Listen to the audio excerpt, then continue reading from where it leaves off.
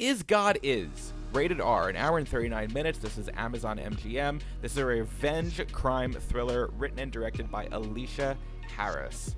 It stars Cara Young, Mallori Johnson, and Vivica A. Fox. Haven't seen her in a minute. This weekend at the movies, we answer the ultimate question. Is God Is? Or isn't she? But first, if you like this review and you want to see more, like this video, comment your thoughts, subscribe to the channel, hit the bell, and if you want to go that extra mile, check out my Patreon page where these reviews are sent right to your inbox hours or days before they make it to YouTube. Is God Is the directorial...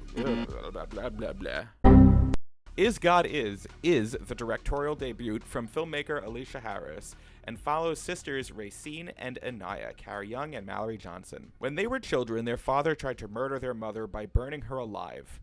All survived, but all three were left with extensive burn scars. Their mother disappeared from their lives, and Racine and Anaya have learned to fight and fend for themselves. Now fully grown women, they are inseparable but distinctly different people. Racine is a hothead filled with pent-up rage, and Anaya is quiet and the victim of her own upbringing. Racine also has some pretty strange ideas, and we are going to use a simple formula to explain her logic. Mom, Vivica A. Fox, equals creator, equals God. After many years apart, Racine has reconnected with God, and the message is clear.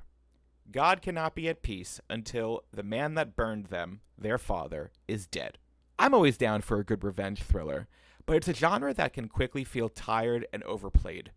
The trauma always feels the same or tame or safe. Hollywood never takes risks. Just as an aside, I remember the content creator Adam Does Movies made this excellent point where he was talking about how all these traumas always feel so similar.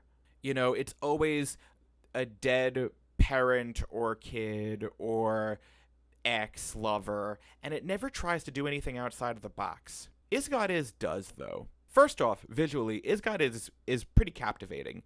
Meeting God for the first time is a memorable scene, only to be outdone by the first time we meet Dad, one of my favorites, Sterling K. Brown. The acting all around is pretty outstanding. The script really gives the cast these lush, well-fleshed-out characters who don't appear cookie-cutter in the slightest.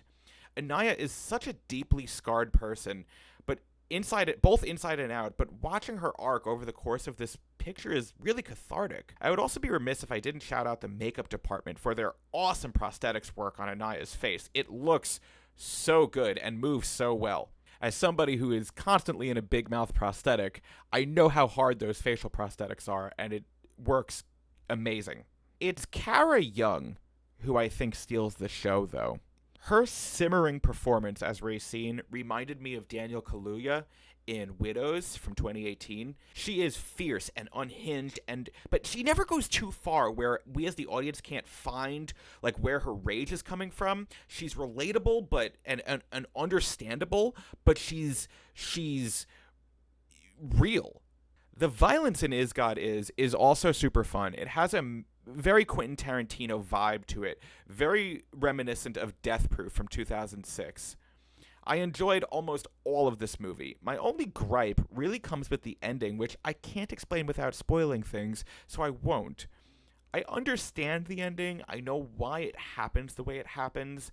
I just feel it could have happened differently. I don't know. I was mixed on it. While I doubt Is God Is going to find an audience by me in Huntington, I imagine in predominantly black neighborhoods, this movie could be a hit. I mean, I really enjoyed it, and I think if audiences were a little bit more open to pictures that had a predominantly minority cast, I think this movie would actually do really well. I gave that a 4 out of 5.